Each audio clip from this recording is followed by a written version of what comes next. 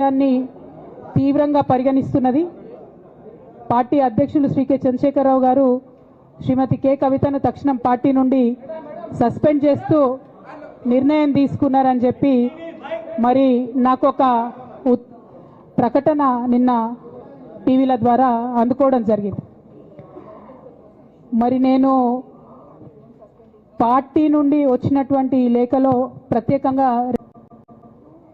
నేను అక్రమ కేసులు పెట్టి నా మీద తిహార్ జైల్లో 5.5 నెలల పాటు ఉండి బయటికి వచ్చిన తర్వాత నవంబర్ 23వ తారీఖు 2024 నుండి నేను ప్రజాక్షేత్రంలోకి వచ్చి అనేక కార్యక్రమాలు చేయడం జరిగింది.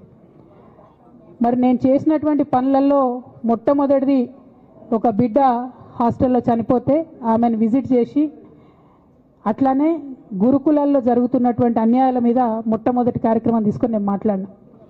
ఆ తర్వాత బీసీలకు జరుగుతున్నటువంటి అన్యాయం, కాంగ్రెస్ పార్టీ మేనిఫెస్టోలో ఇచ్చినటువంటి 42% హామీ కోసము పెద్ద ఎత్తున నేను పనిచేయడం జరిగింది.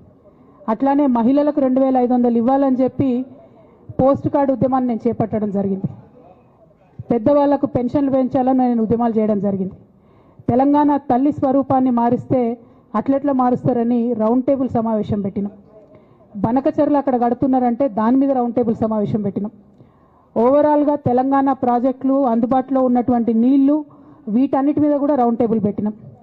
భద్రాచలం దగ్గర 5 గ్రామాలు ముంపు సమస్య ఉంది, ఎవరు పట్టించుకుంటలేరంటే వాళ్ళని పిలిపించుకొని రౌండ్ టేబుల్ సమావేశం పెట్టి ప్రభుత్వం మీద ఒత్తిడి తీసుకొచ్చే కార్యక్రమం చేసినాం. ముఖ్యమంత్రి గారి సొంత జిల్లా మహబూబ్ నగర్లో భూ నిర్వాసితులకు అన్యాయం జరుగుతుందంటే నారాయణపేట నియోజకవర్గం వెళ్ళి వాళ్లకు మద్దతుగా మేము నిలబడి రావడం జరిగింది. అట్లానే 47 నియోజకవర్గాలలో బీఆర్ఎస్ కండువా బాజాప్తా కప్పుకొని, గులాబీ కండువా బాజాప్తా కప్పుకొని ఎక్కడికి పోతే అక్కడ రావుల చంద్రశేఖర్ రెడ్డి గారిని రిక్వెస్ట్ చేసి భవన్ నుంచి అక్కడ ఉండేటటువంటి బీఆర్ఎస్ నాయకులకు అఫీషియల్ కమ్యూనికేషన్ చేపించి ప్రతి ఒక్క బీఆర్ఎస్ నాయకులకు, కార్యకర్తలకు మాట్లాడి ఆయా పర్యటనలకు వెళ్ళినప్పుడు అందరినీ కలుపుకొని బాజాప్తా గులాబీ కండువా వేసుకొని 47 నియోజకవర్గాలు నవంబర్ 23, 2024 నుండి ఈ రోజు వరకు నేను పర్యటన చేసి అనేక ప్రజా సమస్యల మీద మాట్లాడడం జరిగింది. మరి ఇవన్నీ పార్టీ వ్యతిరేక కార్యకలాపాలు అన్నది నాకు అర్థం కాలేదు. ఎట్లా వ్యతిరేక కార్యకలాపాలు అవుతాయన్నది కూడా ఒకసారి పార్టీ పెద్దలు పునరాలోచించుకోవాలని చెప్పి నేను రిక్వెస్ట్ చేస్తూ ఉన్నాను. అదేవిధంగా మరి బీసీల కోసం నేను పోరాటం చేస్తుంటే అట్లెట్లా మాట్లాడుతుంది, ఇట్లెట్లా మాట్లాడుతుంది, పార్టీకి వ్యతిరేకంగా మాట్లాడుతుంది. అరే, నేను కాంగ్రెస్ పెద్దల మీద ఒత్తిడి తీసుకొస్తుంటే బీసీలకు 42% అమలు చేయాలంటే ఏది పడితే అది చిల్వల్ పల్వల్గా నా మీద రాపించడం, ప్రచారం చేయడం, చాలా దారుణమైనటువంటి పనులు పార్టీలో ఉన్నటువంటి కొందరు పని కట్టుకొని, కత్తి కట్టుకొని నా మీద చేయడం జరిగింది. అట్లానే నేను ఒక మాట ఏమన్నా, సామాజిక తెలంగాణ సాధన కోసం నేను కట్టుబడి ఉన్నా అన్న. దానిలో తప్పేముంది? అసలు నాకు జన్మనిచ్చినటువంటి నా తండ్రి, ఈ ప్రాణాన్ని భిక్షగా ఇచ్చినటువంటి నా తండ్రి, ఆయన చిటికెన వేలు పట్టుకొని నేను ఓనమాలు నేర్చుకున్న ఉద్యమాలు ఎట్లా చేయాలని, ఆయన చిటికెల వేలు పట్టుకొని ప్రజలంటే ఏంది, ప్రజా సమస్యలు అంటే ఏంది, ఎందుకోసం దాని మీద గలమెత్తాలని చెప్పి నేను నేర్చుకున్నా. ఆ నాయకుడి స్ఫూర్తిగానే నేను సామాజిక తెలంగాణ మాట్లాడినా.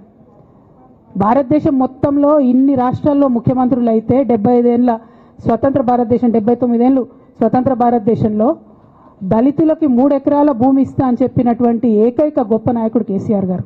ఆయన దగ్గర నుంచే కదా నేను సామాజిక తెలంగాణ ఎజెండా నేర్చుకున్నది. బీసీలకు ఎవరు వృత్తి పనిదారులు ఉంటే వాళ్ళకి చేయూతనిస్తా అని చెప్పినటువంటి ఏకైక ముఖ్యమంత్రి కేసీఆర్ గారు. చెప్పినట్టుగా డబ్బులు ఇచ్చిండు కూడా, ప్రతి కులాన్ని కాపాడుకునే ప్రయత్నం చేసిండు. అది కాదా సామాజిక తెలంగాణ? నేను మే 1 నాడు లేబర్ డే రోజు మాట్లాడితే దాన్ని చిల్వల్ పలువలు చేసి సామాజిక తెలంగాణ పేరుతోని కవిత పార్టీ పెడుతుందని చెప్పి నేను నిన్న చెప్పిన 2 పేర్లు పని కట్టుకొని నా మీద దుష్ప్రచారం చేసిండ్రు. నేనేమైనా తప్పు మాట్లాడినా? బీఆర్ఎస్ పార్టీ వ్యతిరేకమా సామాజిక తెలంగాణ నినాదానికి? బీఆర్ఎస్ పార్టీకి సామాజిక తెలంగాణ అవసరం లేదా? భౌగోళిక తెలంగాణ వస్తే సరిపోతుందా? బంగారు తెలంగాణ కావాలని కేసీఆర్ గారు ఇచ్చిన నినాదమే కదా. బంగారు తెలంగాణ అంటే ఏంది? హరీష్ రావు ఇంట్లో బంగారం ఉంటే, సంతోష్ రావు ఇంట్లో బంగారం ఉంటే బంగారు తెలంగాణ అవుతుందా? కాదు కదా. ప్రతి ఒక్క సమాజం బాగుంటేనే బంగారు తెలంగాణ అవుతుంది. నేను అదే కదా మాట్లాడినా.